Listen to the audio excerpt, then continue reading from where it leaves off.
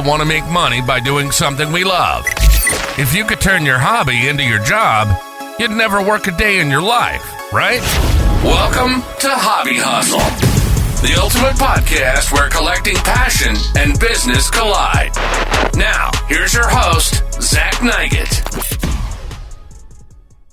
What is going on, guys? Welcome to the first ever interview on Hobby Hustle. I'm your host, Zach Nygett, and I'm really excited to be kicking off this show. I appreciate you taking the time to watch, and I hope you'll enjoy our discussion today. Today's guest is not only one of the most knowledgeable basketball collectors around, but a truly amazing person as well. Adam Gray has 30 plus years of collecting experience and is the founder and editor-in-chief of Basketball Card Fanatic magazine. Additionally, since 2023, he's been a full-time collectible content creator. Adam produces high-quality original educational content for some of the biggest brands in the collectible space. He's worked with the likes of PWCC, Alt, Heritage Auctions, and many more. You can find him on social media at TheReal27Guy. I'm honored to welcome a friend and collectible expert, Adam Gray, to the show. Adam, how are you, my friend? Thank you for joining us. That was the best intro anyone has ever given me by far. I feel great. I'm super excited to just hang out with you for an hour. I don't even know what we're going to talk about, but I'm excited, dude. How are you doing? I'm doing well, man. I'm doing well. Well, I appreciate you being my first interview guest. It means the world to me. And obviously, as a personal friend, but also a respected expert in the collectible world, I'm excited to be able to get a chance to talk with you. So let's sort of get going. But before we dive into all the other stuff, I want to send my condolences to you and the rest of in Timberwolves Nation. I'm sorry you guys lost. I know you're a huge Jazz fan, but that's also meant you're a big Rudy Gobert fan. So I'll give you 90 seconds. You tell me why Rudy Gobert is such the guy and he is your man. The worst part of this is that this is the only part that I knew was coming in this conversation because I requested it and I'm still not ready for it. So, Zach, I know you are like a big basketball guy, right? Yeah. You love the sport of basketball. I love the sport of basketball. And one of the great things about being a fan of the game is that you're always learning new things, right? And what I think happens sometimes is you'll watch a game and you'll have a sense of like whether somebody is good or what they do that's valuable, right? I don't think people have any idea how valuable Rudy Gobert is. I really don't. I don't think they have any clue. And is like the most hated player in the NBA for some insane reason. I have no idea why. People just have no idea how important he is. You think he's the most hated, more than like Draymond? I don't know. I mean, he's pretty hated. There's a lot of people who like love Draymond. Yeah. But like Rudy, so let me just give this background. Okay? Like maybe I was thinking about this earlier. Maybe 1/10 to 2/10 of the value of 1/10 to 2/10% of my collection is Rudy Gobert. I have like 5 or 6 Rudy Gobert cards. So this is not I want to defend my investment position thing. I just love Rudy Gobert, and I love him because of a few things. Okay. I think he's the most misunderstood person. He's like this great, super thoughtful guy. And you wouldn't think that being like a big guy or the way he moves on the court, but like super thoughtful, super smart. He's super kind. He's also like a guy who year after year leads the league in efficiency offensively. And people are like, well, that's because he only dunks. That's because he only dunks. Like he's not Dennis Rodman. He's not, no offense to Dennis Rodman. He's one of the greatest defensive players of all time. He's one of my favorite players. So one of my favorite players, and a guy who I like too. Like, and he's not Ben Wallace. He doesn't average 6 points a game. He consistently averages 12, 13, 14 points a game. Scores like 70%. And then on the plus minus stat, Zach, every year it's like him and Jokic are the 2 best players in the league. Now people will say when it's Jokic, it's like, oh, this shows he's the best. But when it's Gobert, people will be like, oh, plus minus is flawed. Like bullcrap. If you're going to like measure like from the beginning to the end of the season, who impacts winning the most, plus minus is the best way to do that. And so he's amazing. He's like this is the last point that I'll make. People think that you are a great defender if you shut down your guy, right? But in the NBA today, defense is not designed for a player to shut down a player. The design of a defense is to force the team into the lowest shot quality shots. And when you have Rudy Gobert on your team and you surround him with players that buy into the system, he is a defense unto himself. He is amazing. He doesn't always guard the best player, but he makes sure that people are where they need to be positionally. He's the best, and that translates into winning. Now, this year they knock off the team that was maybe the favorites in some people's minds to win the championship, and people still think Gobert sucked. I, as the biggest Gobert fan and homer around, like, it's taken way more than my 90 seconds. I love the guy, and I think people totally get it wrong. And I know you're a basketball purist, so I needed to take that 90 seconds. So that's my story, and I'm sticking to it. I love the input. I love your ideas. I can't, sway you one way or another. He's definitely a defensive freak and impacts the game in a big way. And like we both know, from a collectible standpoint, these big guys that are more defensive minded and don't have the flashy dunks and all this other stuff, they don't get the love. We appreciate your Rudy Gobert for president rant, Adam. Thank you. He's French, so they won't make him a president. I love him. And have you ever had a guy, Zach, that you love to collect and nobody else likes him? They just think he's the worst. I don't know about the worst, but I'm a huge Bulls geek, obviously. So MJ, Scotty, and Michael or Dennis are my guys, right? But I love Joakim Noah, and he was sort of a lightning rod in terms of, personality, and he rubbed people the wrong way. But if he was on your team, you loved him. So I guess that would sort of be my guy in that sort of sense.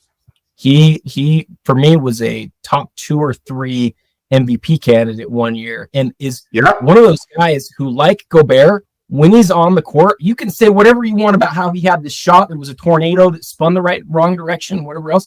Yep. I love Joakim Noah, man. I love that guy. I probably said his name wrong, but he didn't have as long of a career as you'd like, but dude, he was awesome. I love that. That's great. Yeah. And like you said about Rudy, one of the coolest things about Joakim is not only was he an amazing basketball player, but off the court, talk about an incredible guy, right? Also a French guy, right? He's done so much for the city of Chicago through Noah's Ark Foundation and a lot of other things that he does in and around the world. And, I love people that are passionate about what they do and then also impact the world, outside of that. So, both those guys are doing really great things, which is cool. So cool. Well, hey, I want to dive into some stuff about you, Adam, and learn more about sort of your collecting. And I want to test your memory a little bit. So I want to start with your collecting origin. Can you remember the first item that you collected, and do you still have it? First thing that I collected actively, as a set, was 1990 Hoops basketball. Okay. So I was 7 years old in 1990. But before that, everybody collected baseball cards. And so my mom would bring home these things from Toys R Us. They were a bag of packs. And they would have I remember those. Yeah. You remember those? They were these little packs. You and I think we're about the same age, right? Yeah. So they had these little packs and these ones that were Sport Flicks and these tops. There are all these packs that came in a big bag. And I always wanted to get the ones that were Sport Flicks. I liked the ones that moved, and I liked stickers. I would try to peel everything that was a sticker, and even if it wasn't, because I was 5 years old, I couldn't tell the difference between what was a sticker and what was not. And so anyway, that was the first stuff that I collected. But in 1990, my mom started buying me hoops packs, and I still remember. I remember opening packs in the car. I remember opening packs when I had I had a doctor's appointment that I needed to go to or whatever. My mom would give me a pack to sort of psych me up for it. And I opened who knows how many boxes over time by just opening these little packs that I think cost 35 to 50 cents each. And really, Zach, I know this sounds crazy, but I literally have collected cards every day since then. I've got a personality that can become fixated on something and just dive in and just love it forever.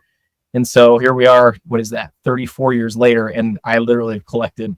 You could name a year, and I could tell you what I was collecting that year, what my focus was on. I mean, that's so cool, right? There are a lot of us in the hobby and in the collectible world that sort of come and go. I know as a kid, I was super passionate about it too, right? I remember as a little kid, whatever, and then high school sort of happened, and I got really involved in sports and college and girls and all that stuff. And so I lost touch with it a little bit, but I came back to it, as many of us did, during COVID and things like that, and started ramping up. But I think it's so cool that you have such a big passion and you've been a part of the collecting community, and it's been a part of your DNA since day one, like you said, and that's really special. And that's obviously something that's really passionate about. So speaking of passion, what do you think has driven that passion for collecting all these years? What is it about collecting that just resonates with you and has made that such a core piece of you? I was writing about something similar to this earlier. I don't know why some of us like to collect. People talk about a collecting gene, and I don't know why I have it. I don't know why anybody has it. I know some people don't have it, there's so many elements to basketball cards in particular that are interesting, right? I've always loved basketball, as evidenced by my Rudy Gobert rant at the beginning. Like, I love the Jazz. I love rooting for underdogs. I loved the Jazz when we were facing your Bulls back in the late 90s. But all of the series before that, like, I have memory of every series that the Jazz played in. You can give me any year and I'll talk about the draft. I always loved following the draft. I love following what's on the court and what's off the court. Every part of the game of basketball and all of the things surrounding the NBA have always been interesting to me. And so then when there's sort of this like game called cards that I can be part of, and then I discovered when I was like 14 or 15 years old that I could like buy cards in one place and sell them in another for more money. That sort of thing, like, it allowed me to like upgrade my collection. Discovering that when I was a kid sort of introduced me to business. And then later, I got a job. I think I've told the story several times. I got a job in the world of private equity, which is like this very incredible experience and opportunity, because I answered a question in the interview with an answer about my card collecting. And they were fascinated with how I collected and like how I was able to turn my small collection into something that was more, I put it in terms of value to them. I didn't talk about Logo Man cards. I talked about value. But no, I just have always like loved the sport, loved the business side of collecting. And then along the way, I like gained a real love for cards. So, I flipped for a long time. And then at some point it was like, I just want to create the coolest collection that I can. And fortunately that has turned into a collection that I'm really proud of today. Yeah. No, that's awesome. And that's really interesting. And it's cool that you've been able to blend, your passion with business to be where you are today. And we'll get into that here in a little bit. But like, staying on your collection, I know that you do like your top 100 every year. And I know you've made some big acquisitions, so it might not be a top 100 this year. But like, talk to us a little bit about how your collecting style has evolved over the years from, when you first started, like you said, with a really small collection into now today, it's a really amazing collection. And I was fortunate enough to get to see a couple of those cards in person at the National last year. Let me know a little bit more about sort of what that's like for you and your experience with that evolution. I worked at a card shop in Salt Lake called House of Cards for like 6 or 7 years. Sometimes people would bring in like a box of stuff that they had. And it was always kind of interesting that some people want to like put their stuff aside and then see what happens. Like, maybe that player will turn into something. Maybe that set will turn into something. So people have like these different strategies. Some people would like open a box and put the cards back in the packs and put the box away and then come back to it years later and see if there was any value there. And I did that, and I put sets together. And I remember I put together the 86, 87 Flair set starting when I was 9 years old. I would go to the card shop and I would buy literally Zach a common every week for like a couple of years. And then I never thought I'd get the Jordan, but I finally bought the Jordan, and it was an old creased card that I've told the story of many times. I still have that card. Like, there was always something that I was like working on, or some project, and having something that's a project for me is important. It's kind of like my dad. My dad was always, when I was younger, my dad was always working on a project. He liked to build model cars. He also liked to work on his car in the backyard. Yeah. And it was just like what he did. For me, my project that I like to work on maybe isn't as noble as like trying to take care of the family car, but I always have something in my collection that I'm working on, like always. Even when I've told this, when I was a missionary in England, like I still had, even though I didn't have cards, I still had like things that I was like thinking about and wanting to work on. I remember Matt Harpering was with the Jazz, and the Jazz had this really awesome season. And I was like, I wonder if I can get a Matt Harpering Ruby's rookie card. And like, I was thinking about this in England, and I hadn't even seen Matt Harpering really play for the Jazz at that point. So I tell you all of that because I just always have had projects in my mind and things that I've wanted to work on and been working on. And now today, and really for the last 5 or 6 years, when people ask me, how do you collect, or what do you want to collect? And this would be my best advice to anybody else too.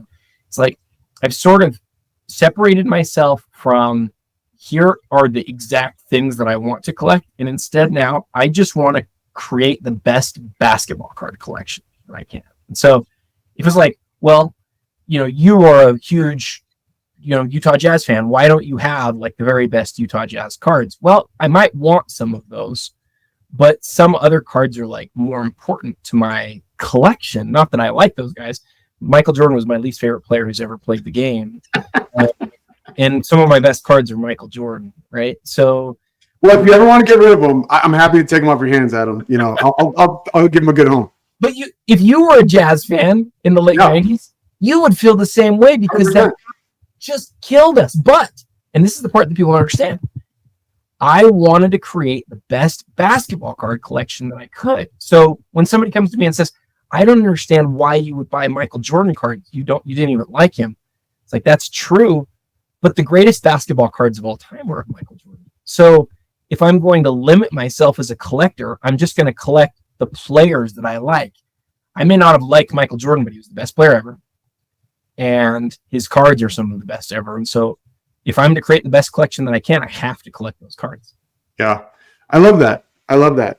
And, I think it's cool that, you're willing to do a little bit of both, because it sounds like you are still working on some Jazz collections and things like that. I work on some funky, you brought up the rubies. I don't have star rubies, but the original rubies, I have like the Bulls team set and things like that, because that stuff I'd love to geek out in it. And it's a fun way to be able to collect stuff I love, but then at a price point that's not crazy. Obviously the MJ is crazy, relatively speaking, but the Ron Harper and the Tony Kukoc, and those things are very reasonable. And it's a cool, unique thing to have as a collectible item for me. So did you know that those cards, you're talking about the 96 Sky? Yeah, correct. The ones that are basically the same as the base set, except for instead of gold holofoil, they're red, right? Yep. Did you know those actually didn't come in packs? I didn't. So were those like in a box topper, or what did they were box toppers? They were, and if I remember right, one series for sure, Baby Bowl series, were actually underneath the packs. And so you would go through all the packs in the box. If you were like working in a shop, you go through all the packs. They'd get to the very end and there'd be a card sitting on the bottom of the box. And that's why so many of those cards are not in great shape, because they were literally sitting loose in a box, nothing around it. That's cool. Well, you learn something new every day, man. And that's why I love talking to you, because I learn something all the time, and you are like the best basketball collector mind around that I know. So dude, give yourself some credit. You're one of the best too. I love every time you post one of your Bulls trio like inserts. I sit there, I read that thing, and I go, okay, this is cool. This is interesting. We learn something new in this hobby every day if we are sort of seeking out that knowledge. And anybody used the word expert at the beginning, and I kind of smiled a little bit. I love hearing that. I learn stuff every day. Yeah. I think that's cool. I think that's really cool. And on that sort of journey of learning and stuff, right? Like you'd mentioned earlier that you came from the world of finance, and now you're a full-time sports card content creator, right? Talk to us a little bit like how that's been for you, and like what that transition is, and sort of what that means to you also, like for your personal life. So I went to school for a long time to become a CPA, and I wanted to do something that I was sure would provide for my family. And then it did. And it was good in so many ways.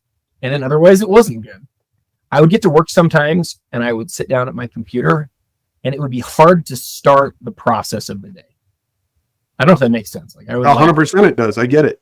Like, I don't know if I want to go do this thing now that I need to do, even though I'd be sitting there. Sometimes I'd sit there for half an hour and wouldn't do anything. And so when I had the chance to take a full-time role at PWCC, making content and doing a lot of other things, it was a really hard decision, but I made it because I thought it would make me happier. It became less about just providing for my family and also doing some things that I wanted to do, because, I think one of the things that's natural is as you get older, you sort of realize this is the one shot I've got at this. I don't want to be doing something forever that I don't love. What do I love? And my boss said this to me when I was working at a place called Mercado. I was the controller there. And it was an awesome job, dude. I loved it. But I just kept, thinking about cards all the time.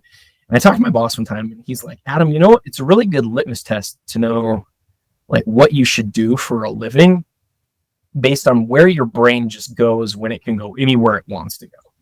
And he's like, I know where your brain wants to go. You're constantly thinking about cards. Every chance you have any extra time, you're thinking about like, how you can make this deal, or how you can make this piece of content, or how you can. And at that point, I'd started Basketball Card Fanatic, and he'd seen that, and it was like I had so many people be like, "You guys make this every month? There's a monthly magazine you do?" Like, yeah, and it's awesome. I've got recent copies right here, so shameless plug for you, buddy.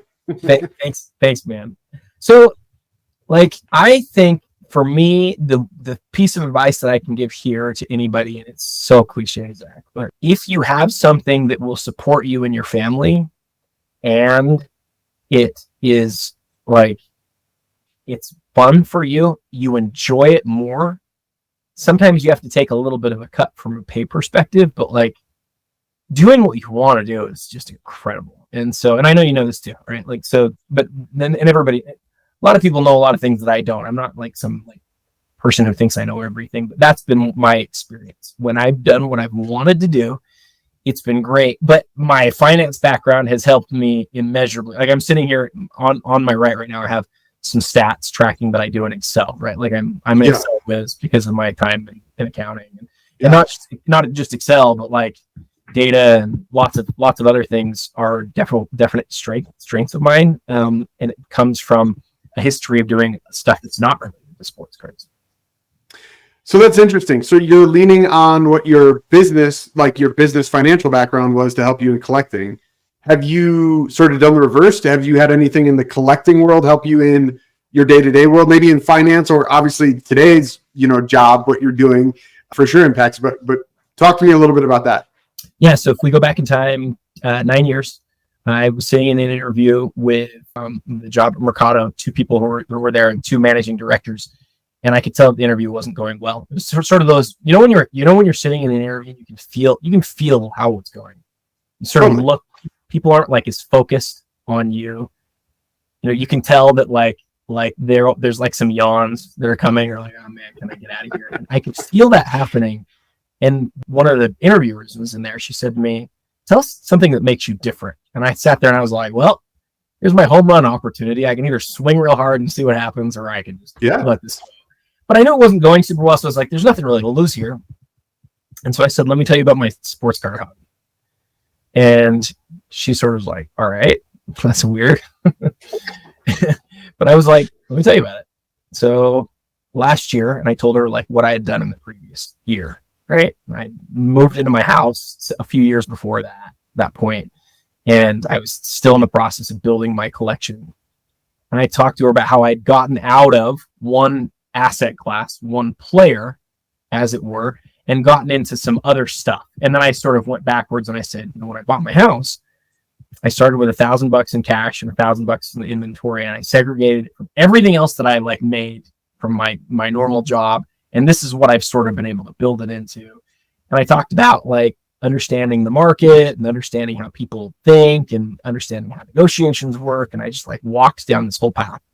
And she stopped me like somewhere in the middle of it. And she's like, this is the most interesting answer I've ever heard to a question like this. Like, she's like, why didn't you lead with this? I was like, why didn't I lead with talking about cards? I'm in an interview for a PE position. Like, what are we doing? Yeah. And so that answer, Zach, I'm not joking. It literally got me the job. That's so cool. But I think it's really interesting, right? And I think there's a huge sort of paradigm shift in the collectible space in general, right? Where before, like you said, it was sort of this like closet hobby thing, and it was sort of like geeky and like looked down upon and things like that, maybe a little bit. But like now it's become really mainstream. There's a lot of people post-COVID, especially, it's gotten a ton of attention. And obviously the type of content that you're putting out, helps drive those eyeballs. But the space as a whole is really starting to come into its own, and it's truly being looked at as an asset class. And I'm not talking about just sports cards. Obviously, you and I are really passionate about that, but I'm talking everything. I'm talking, sports memorabilia. I'm talking Type 1 photos. I'm talking shoes, comics, you name it, right? Anything that is considered a collectible really is starting to become an asset class. So I think that's fascinating that sort of puts you on your path. You're able to lean on that to get you to where you wanted professionally. It's really cool. And now what's interesting is these years later of working in public accounting, working for fund administration firms, working for funds, and then all these like high level investors and high wealth individuals.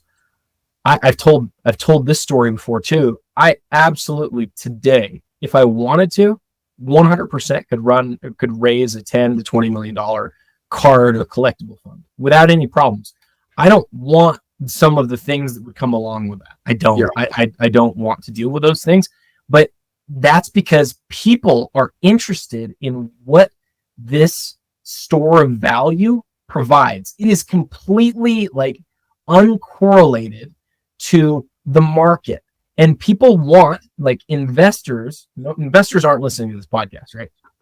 Investors want uncorrelated returns. And that means they want, as the stock market does this, they want stuff to just not be connected to that. And that's what we learned really historically is that, and even though people like to show all these graphs and charts, and we do it in BCF too, like, the market is uncorrelated with the sports card hobby.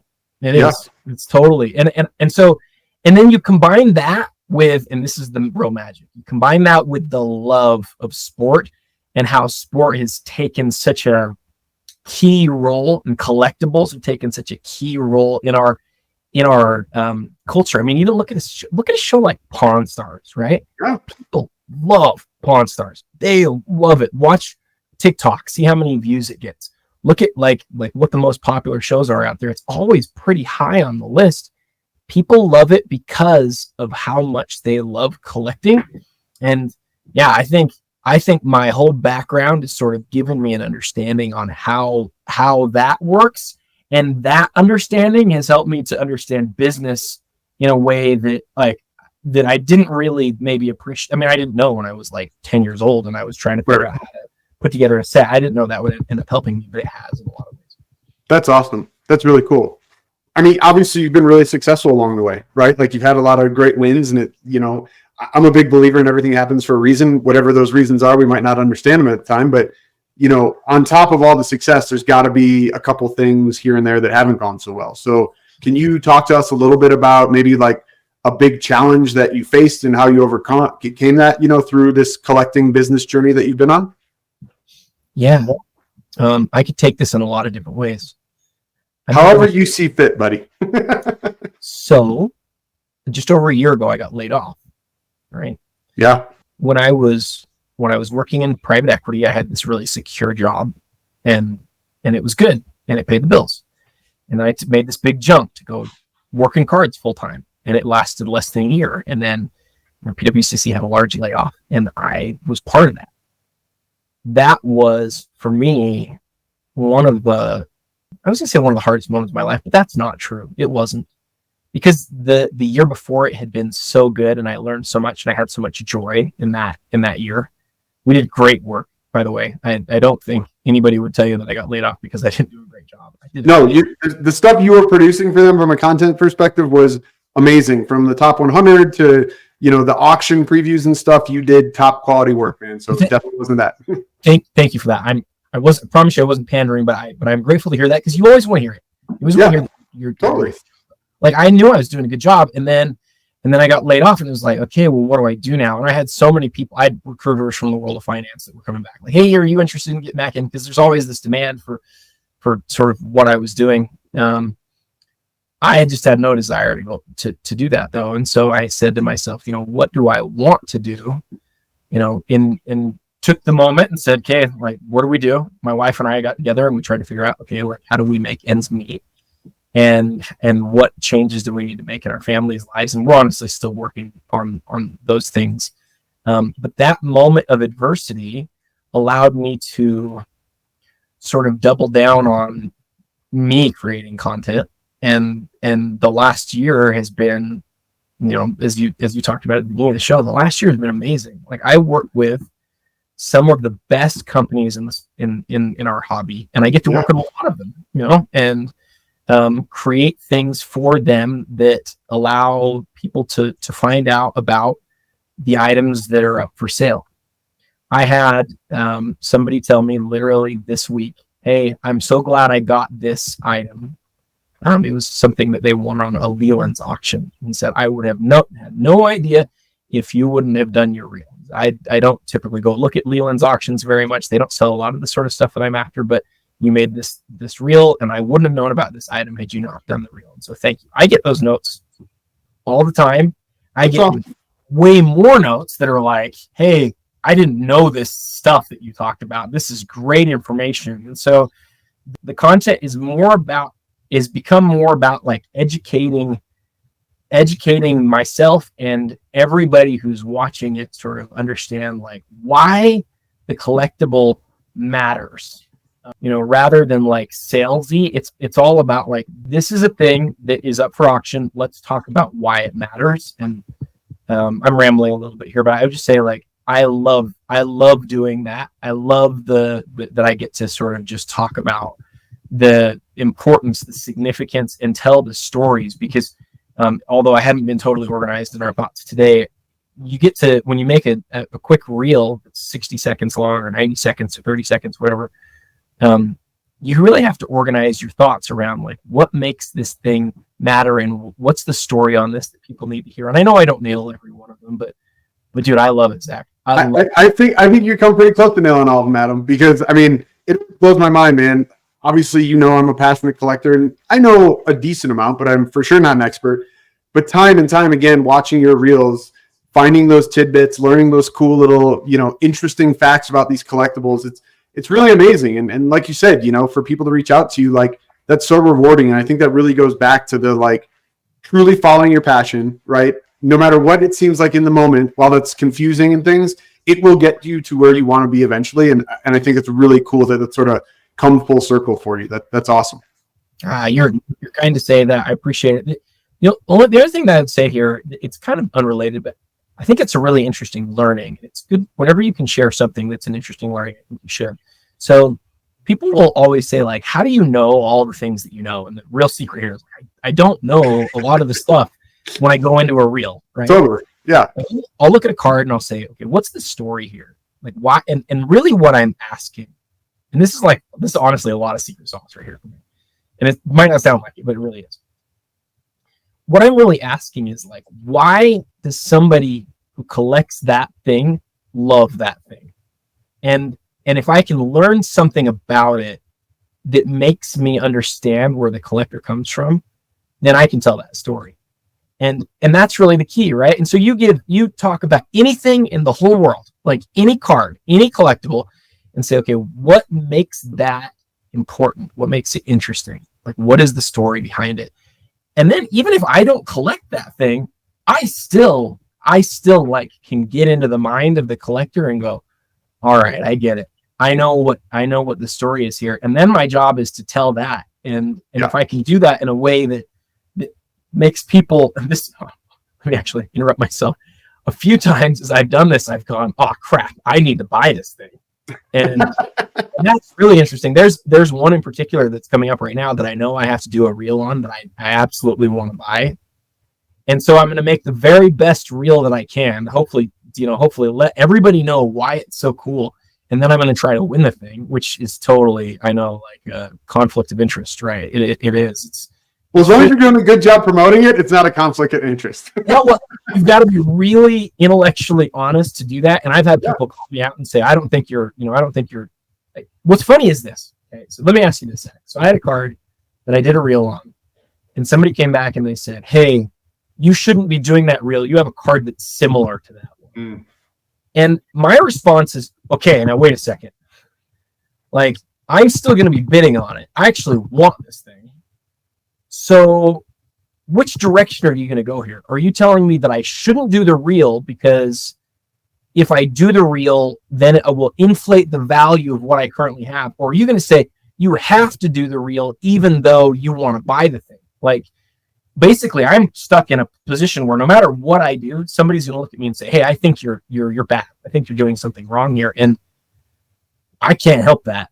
I can't, but what I can do is I can say whenever something comes to the to auction that needs to have a great story told, I promise I'll do my best to do a great job of that, regardless of whether I'm bidding on it.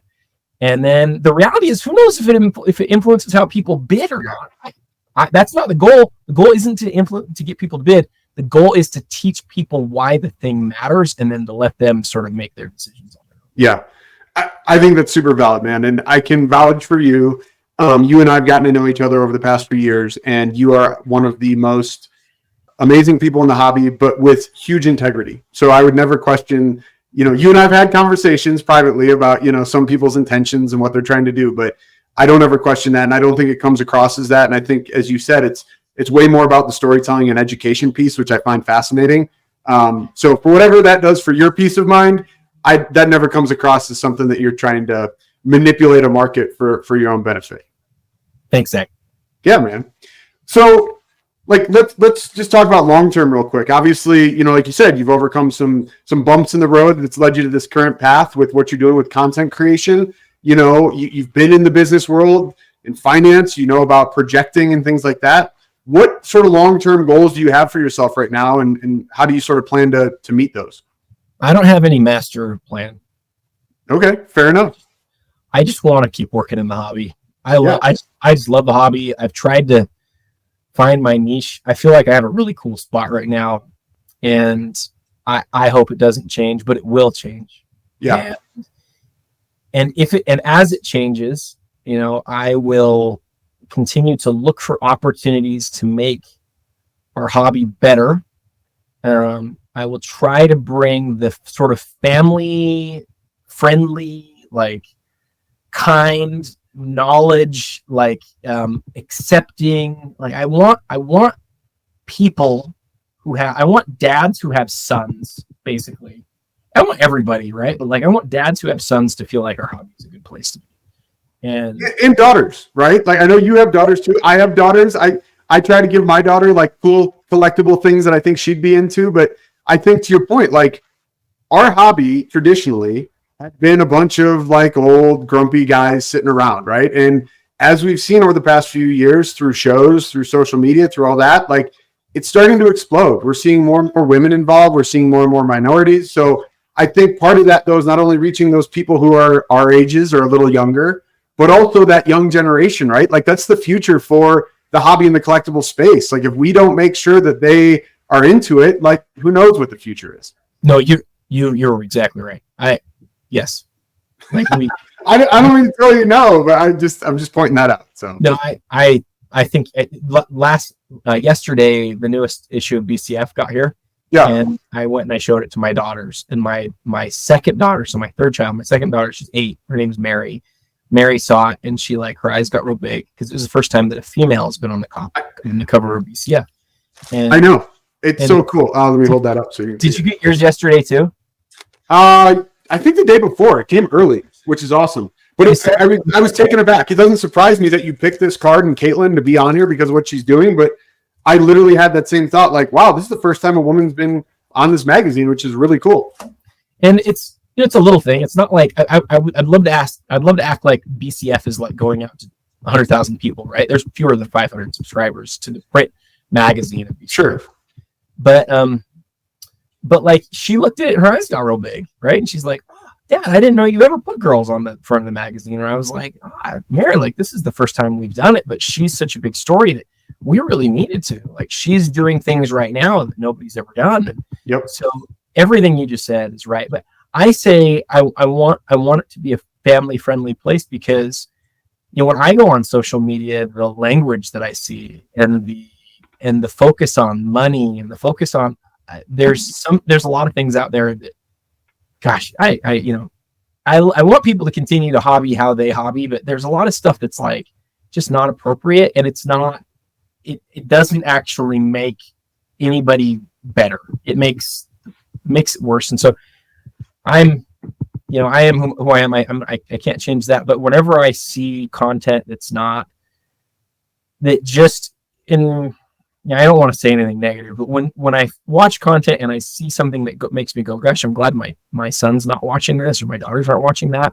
Like it makes me a little bit squeamish, and it makes me wish that there was more good stuff. And so I don't know how many dozens of fathers and sons subscribe to BCF, but every time I get a note from one that's like, hey, just so you know, like my kid and I, we wait every month for that thing to show up and we talk about the different things that they're learning in the articles and stuff. Like that, for me, that's a huge deal. And every reel I make and everything that I do, I'm like, okay, can somebody leave this feeling like, okay, I'm smarter? And still a huge percentage of what I get is like, oh, you're trying to pump this, you're trying to do that. And it's super negative. And I'm way too sensitive for my own good. I know, but I think I think I'm doing some good. I think I'm doing some good for the You hobby. I keep trying to do it. And that's really, to go back to your original question, that's my aim, is to put myself in spots where I can influence positively, make it better, and make people feel comfortable in their own skin being here, and they don't have to act a certain way. And people will then say, well, but then Adam, why do you just collect the high end stuff? Why don't you collect, why don't you do more for the people who are buying some of the lower end stuff? A lot of our articles in BCF is about that stuff, and a lot of the reels are too. It's just, we have to do the reels on the things that are sort of the most interesting stories at that time. And so Sure. It's a hard balance to strike, but that's the aim. Yeah.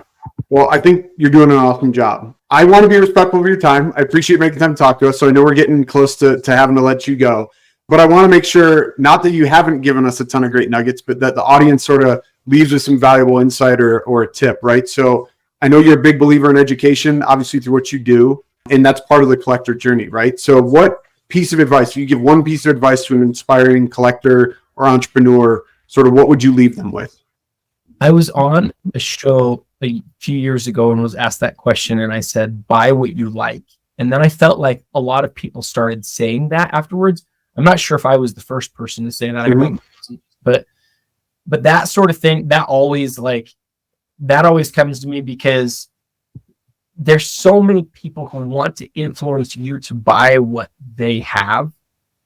I've seen examples of it today on social media where people are saying, you need to buy this thing's better. Or they'll say, even worse, they'll say, hey, that thing that you're collecting sucks. And I like, both of these things are bad, right? Yeah. I just don't think you should listen to other people tell you how you should collect cards. I think you should figure out what you like, what your strategy is, segregate your money, your card money from your other money, and then build the best thing you can build. And that might be a set, a player collection, team collection, might be anything, but you should do what you want to do. And then as soon as you realize that's something you don't want to do anymore, you shouldn't be beholden to anybody who's in the hobby. It's not like a gang, I can't believe you're selling your cards. Like, you should do what you want to do, even if other people who are your friends think it's a terrible idea. And then know your role, know your goals, right? Some people will go to the card shop once a month and they'll open a box of cards, and that's what they love. That's great. Yeah. Some people want to put together the greatest 1952 Topps baseball set that's ever been made. That's great. Do that. But do the thing that you want to do and make it yours, because the cards that will increase the most in value, that's our whole goal. Our whole goal isn't to just get cards that increase in value. The cards that will increase the most will be the ones that people aren't thinking about, and that later other people realize are really amazing. So do the thing that you're like, I think this is the cool thing. And I know that those guys over there are all the influencers and they don't agree with it, but I really like this. If you ever find something that nobody else likes but you, that's the best thing in the world. Yeah, no, I agree. And I think that's great advice for people. I've definitely come across a couple cards, because I primarily collect cards, but that, like you said, it's sort of the rare, unique thing. And at the time, I don't think twice about it, but I connect with it for some purpose and reason. One of those examples that comes to mind immediately was this artist Piggy Banks. I don't know if you're familiar with him or not, but he's sort of been blowing up lately, and he does these pop culture mashup custom cards, and they're really beautiful, cool things. But I saw a couple of his images and got a chance to meet him at the National a couple of years ago, and made a purchase of a couple things. He was just selling them out of a card case, and now today, man, he puts these things out and they sell out within minutes, and he's charging hundreds of dollars a piece, and he's got a really cool business for himself. But the point is exactly what you're saying. I saw that, nobody else knew what it was. I thought it was cool. I purchased it, and I've been able to hold on to some of those, and they're worth quite a bit, which is really cool and fun. But it all comes from a place of, I'm collecting that because I love that and I like that, not because anybody else said, oh, you should buy that artist stuff. So can you imagine if you went and you bought that thing? Yeah. And you went over to hang out with your buddies at your table at the National, and they were like, man, Zach, that thing sucks. Why did you buy that thing? Yeah. and then you listened to them, and then you like didn't do it anymore. And then later on, everybody jumped in on it, and you're like, man, I really thought this was cool. It's kind of like, so do you have a few more minutes, or we? Yeah, I got a couple of minutes. I want to be respectful of your time too. So from an investment perspective, I've got a great story to tell. So when I was in my master's program, we had a great project that we needed to do on financial reporting, and we were comparing two companies that both existed at the time. And it's amazing that our teacher came up with this, our professor came up with this. Two companies that we were to compare at that time. And this is 2008. Okay. Two companies, Blockbuster and Netflix. Oh, all right. And he walked us through this whole thing. And I like got to the end of the semester and I was like, holy crap. Like Netflix is going to take over the world. And so I put down, how much? I think I made 2 investments. I figured this out a little while ago. I made one investment. It was like, this is right after school. I first started getting paychecks. And I made an investment of $3,000 and then an investment of $4,000. That's a lot of money, like when you're young like that. Yeah. It was. Especially to somebody like me who was like just at school, right? It was a lot of money. But I went into work and I talked to my good friend. There's no chance he's ever listening. His name is David Luke. He worked at a place that public accounting firm. And I talked to David and I was like, let me tell you about this company called Netflix. He's like, I know about Netflix. Netflix is great. And we sat down and we looked at Netflix together. And he's like, oh, Adam, look, let me show you something real quick. And I was like, what? Show me. He's like, because Netflix had gone up like 20% that week. And I felt like the world's biggest genius, right? He's like, okay, let me show you something real quick. Look at this thing. This is called the PE ratio. This is the price per earnings ratio. And what that means is like each share has an average earnings on the company of X, right? And then you compare that to the price of the company and you see like this is the number. This ratio represents the price to earnings ratio. Mm-hmm. And this is a way that you can monitor, like how much people think a company is going to grow. He goes, look at this number for Netflix. And at this point, Netflix had a very barely positive earnings. Sometimes there is no price to earnings because there is no earnings, right? So he looks at it and he's like, Adam, that number is really high, man. Like, you should get out with your 20% gain. This is incredible. And I was like, wow, really? I thought Netflix could be like this amazing long-term hold. I thought there was a chance they're just going to take over the world. He's like, I just think you should take your 20%, man. He says, look, let me show you this. And he shows me Microsoft, MSFT. Like, look at this. And he's like, it's got a higher PE ratio than Microsoft. And I was like, man, David Luke is so smart. I can't go against what this guy's saying. He's got to be right. Well, David Luke is really smart. He's still a way smarter person than I am. I haven't talked to him in years, but really smart guy. He's right about most things. Or could he have been, spoiler, could he have been more wrong? Zach, you was. Those small investments, I did the math a few years ago, those small investments of a few grand were well over $1 million value these years later. And I never would have held them that long, to be clear. Yeah. But the this is what I think is going to happen was spot on. Yeah. Was absolutely right. And because I listened to somebody who was smarter than me, it ended up really wrong. Now, the hard part about that is you also need to listen to people who are a lot smarter than you. You do. Yeah. It's just the really smart people. This is maybe the greatest learning from this whole podcast. Like the greatest, really smart people get things wrong and really dumb people get things right, and really, really smart people get things right and wrong. And so, you have to be able to do your own research and realize where you are in the cycle. I wish I could go back to the beginning of my cycle in this like sort of world of like being a professional.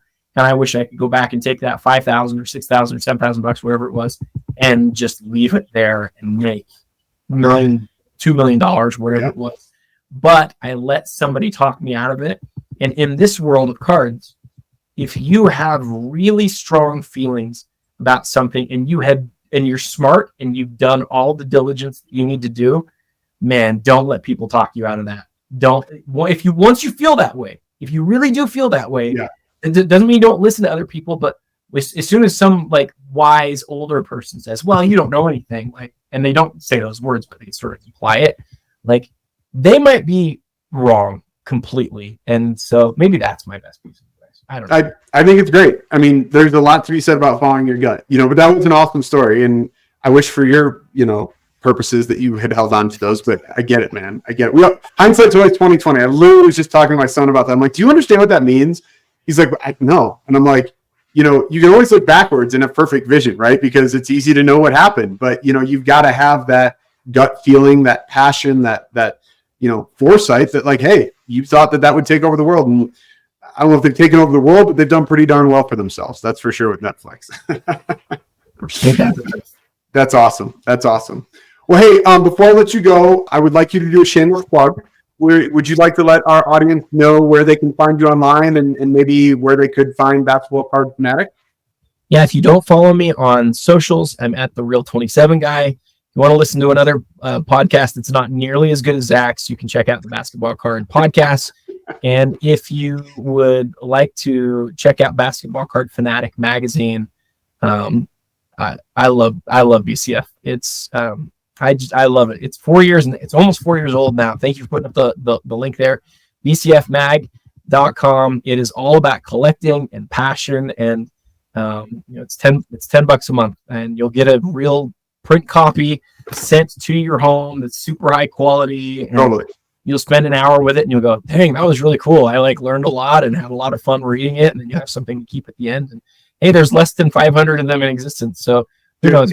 It's an awesome publication. And I'm not saying that just because you're my buddy and you're on this. It is great. The stories in there are awesome. It's cool that you obviously do some writing, but you have guest writers, conveying that passion, right, about collecting and telling these interesting stories about these cards. And like you said, they're not all like the high-end big cards. There's a variety of things in there. But not only that, you can see behind you, right, like each one Adam picks based on his guests, the featured article, and I apologize if I'm messing that up, like terminology here, but he selects the card that goes on the front. So it's also like an oversized card collection, and it's really cool. And I've got my stack here in my office, and I keep them in the plastic so they stay nice and cool. But, I think I started signing up when you started back in 2020, and you were doing Burgers with Adam Q&A on Instagram and stuff, man. So it's been cool to see the magazine evolve, over these years. Zach, you're too kind, man. What I really need to do is get you more often, writing. I know. Talk about it, and I know I've got it. I want to do something for you. That would be fun. I know I've tried a few times on your triple bulls things, but your perspective on some of that stuff's awesome. I would love to hear you sort of rank your greatest trios, or what you would like if you could sort of dream of a trio, what that would look like, or aesthetically what your favorite trio would be, or whatever. Yeah. Those talking about lists and sort of not the quantitative stuff, but a lot of the qualitative, whys and what's that stuff. People are yearning for that. There's no quick and easy way to do that. People love that type of content. And so that's a lot of what BCF is. And if anybody's interested in coming and joining the BCF army, bcfmag.com, we would love that. Totally, man. Well, it's worth their time and money if they can do it, and it's very reasonable. So congrats on all your success, Adam. So it's been a total pleasure, man. I thank you so much for taking time to be on the show. It's been an honor to have you as my first interview guest. So thank you for taking the chance on talking to me and coming on. And hopefully this is the first of many and people like it. But I appreciate your time, and hopefully I will see you at the National. Are you going this year? I will be at the National this year. I will see you. Buddy. All right. We'll get connected and see it there. So I appreciate you, man. Have a great day, and we'll talk soon. Thanks, Zach. You're the best, man. Thank you. Everybody out there watching, thank you so much for your time. I hope that you've learned something new. You found some inspiration. If you enjoyed the show, please be sure to follow, subscribe, and, of course, share with your friends. And remember, keep collecting, keep hustling, and we'll see you next week on Hobby Hustle, where collecting passion and business collide. Thanks so much. Hobby Hustle is brought to you by Collector Creative. If you're a collectible brand or company looking for help with marketing, branding, design, or development, head over to collectorcreative.com and drop Zach a line. We'll be back next week. In the meantime, connect with us on Instagram, TikTok, and YouTube at collector_creative. And be sure to like and subscribe so you never miss an episode. We'll see you next time on Hobby Hustle, where collecting passion and business collide.